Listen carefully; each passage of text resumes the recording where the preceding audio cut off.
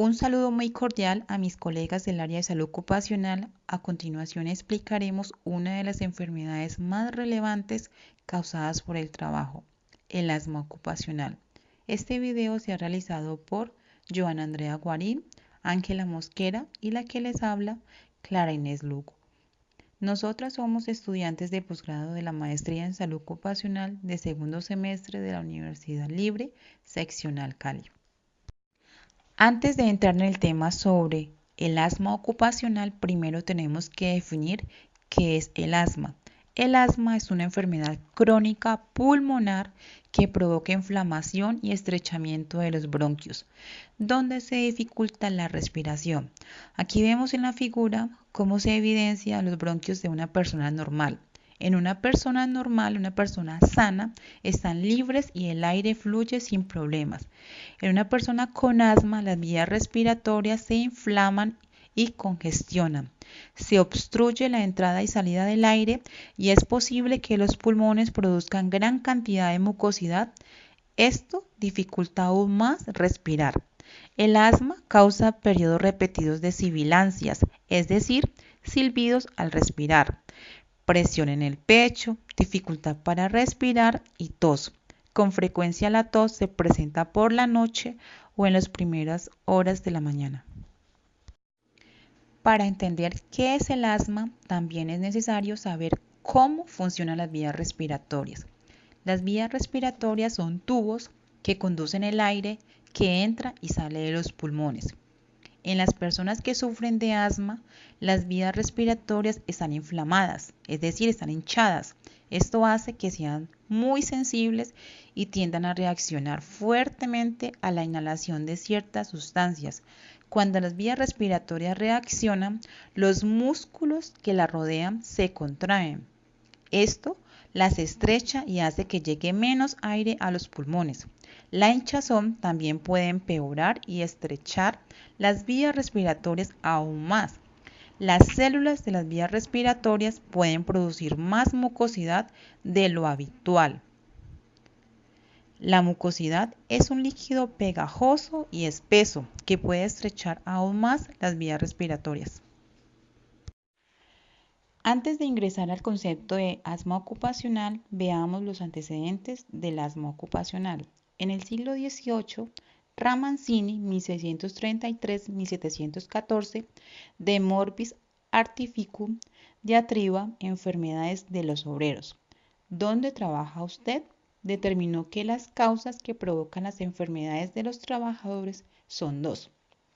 Primero, las propiedades de las sustancias usadas que producen gases y polvos tóxicos.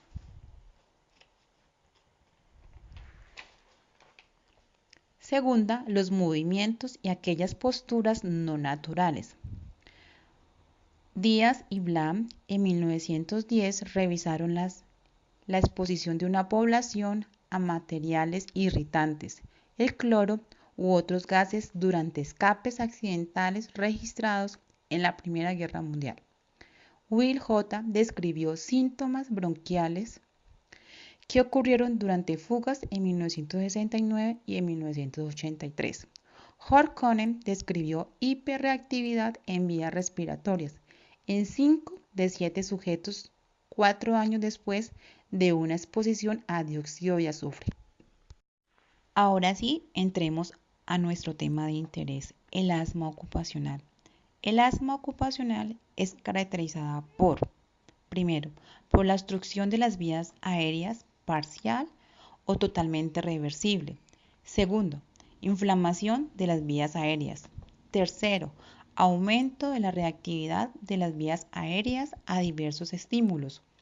Todo esto es debido a la exposición laboral a polvos orgánicos e inorgánicos, gases, vapores y humos en el ambiente laboral, no a estímulos encontrados fuera del lugar de trabajo.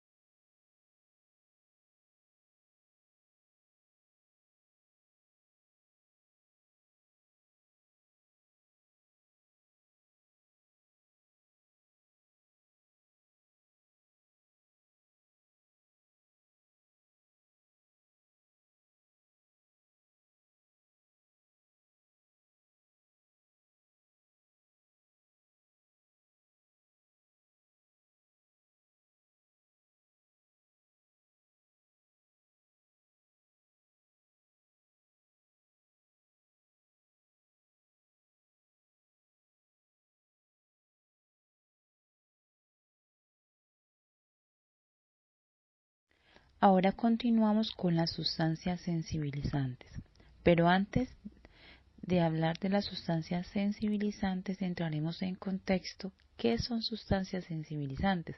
Son agentes químicos sensibilizantes, las sustancias y preparados que por inhalación o penetración cutánea pueden ocasionar una reacción de hipersensibilidad, de forma que una exposición posterior a esta sustancia o preparado dé lugar a efectos negativos característicos. Ahora sí, entremos en materia acerca de las sustancias sensibilizantes. Se pueden dividir en las de alto. Ahora seguimos con los principales agentes del asma ocupacional. Entre ellos tenemos las maderas y polvos vegetales, productos farmacéuticos, biológicos, enzimas biológicas, caspas o proteínas animales, plásticos, productos farmacéuticos, productos químicos inorgánicos. En la siguiente diapositiva vemos los agentes comunes y las ocupaciones que causan asma ocupacional inmunológicamente mediado y ocupaciones que están en riesgo. En la columna de la izquierda evidenciamos los agentes y en la columna de la derecha vemos las industrias y los trabajadores que están en riesgo. Entre estos tenemos los de elevado peso molecular en esta diapositiva. Entonces, los de elevado peso molecular tenemos las harinas y las industrias serían los panaderos y pasteleros moledores de grano. Otros agentes serían los alergenos derivados de animales y entre las industrias tenemos los manipuladores de animales, tecnólogos, médicos, cirujanos, veterinarios, trabajadores agrícolas. Otro agente de alto peso molecular serían las enzimas y las industrias serían los usuarios de detergentes, trabajadores farmacéuticos, panaderos. Otro agente serían los látex. Entre las profesiones tenemos los profesionales de la salud, trabajadores del laboratorio. Otro agente serían los mariscos y las industrias serían los procesadores de mariscos. Continuamos. En la diapositiva anterior vemos los de alto peso molecular. En esta diapositiva vemos los agentes de bajo peso molecular y las industrias y trabajadores que están en riesgo. Entre los de bajo peso molecular tenemos los isocianatos y las industrias serían los pintores con aerosoles, instaladores de aislamiento, fabricantes de plásticos, gomas y espuma. Otro agente de bajo peso molecular son los polvos de madera. Entre las industrias tenemos los trabajadores forestales, carpinteros, mueblistas. Otro agente son los anhídridos y las industrias serían los plásticos, resinas, epoxi. Otro agente tenemos las aminas y las industrias manipuladores de shellac, laca. Y otro agente serían los fundentes y entre las industrias tenemos los trabajadores electrónicos. Otro agente de bajo peso molecular sería la cloramina. Continuamos con los signos y síntomas del asma ocupacional. Los síntomas del asma ocupacional son similares a aquellos causados por otros tipos de asma. Algunos de los signos y síntomas son silbido al respirar, a veces solo de noche.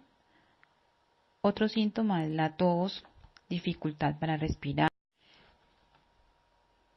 Seguimos en el mismo tema de los signos y síntomas del asma ocupacional. Dependen de la sustancia a la que te expones, la duración y la frecuencia de la exposición y otros factores. Los síntomas pueden ser empeorar a medida que avanza la semana laboral, desaparecer durante los fines de semana y las vacaciones y regresar cuando vuelvas al trabajo. Otro síntoma puede ocurrir en el trabajo y también cuando no estás en el trabajo. Otro sería comenzar tan pronto como te dispones. Continuamos con el diagnóstico que se debe hacer en cuanto al asma ocupacional. Se realiza la historia ocupacional con los siguientes elementos. Primero, se hace una encuesta de signos y síntomas respiratorios. Sirve para recoger toda la información de campo y también para hacer un screening general. Continuamos con otros ítems muy importantes en cuanto al diagnóstico en el asma ocupacional. Comprobar la hiperreactividad bronquial. Se usa la prueba de metacolina 8 miligramos y si el trabajador baja un 20% el volumen expiratorio forzado 1, que es el aire eliminado en un minuto, se puede decir que el trabajador es asmático. Esta puede ser usada como un screening. Otro diagnóstico muy importante es el seguimiento flujométrico. Este se entrega a una persona un flujómetro y el trabajador realiza una prueba durante 2 semanas en diferentes horarios. Proseguimos con el programa de protección respiratoria. Para establecer adecuadamente el programa de protección respiratoria se deben seguir los siguientes pasos. Primero, identificar los agentes de riesgo presentes en las áreas de trabajo afectadas. Segundo, la estimación de la exposición ocupacional en los trabajadores orientará a la toma de decisiones sobre el uso de los elementos de protección personal. Tercero, considerar las prioridades físico-químicas y toxicológicas de las sustancias químicas involucradas, así como las unidades de acceso al organismo. Seguimos hablando del programa de protección respiratoria. Sexto, incluir las valoraciones y exámenes médicos para identificar posibles restricciones en el uso de los respiradores.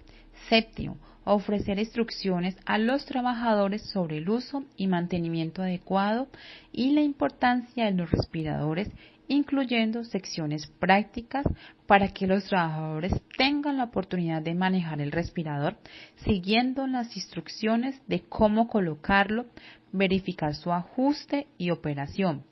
Octava, realizar pruebas y ajuste para verificar. Ahora seguimos con la normatividad según el Sistema de Gestión de Seguridad y Salud en el Trabajo con respecto al asma ocupacional. El Ministerio de Trabajo, en colaboración con el Instituto de Evaluación Tecnológica en Salud, actualizaron 10 guías de atención integral en seguridad y salud en el trabajo, luego de un análisis basado en las evidencias existentes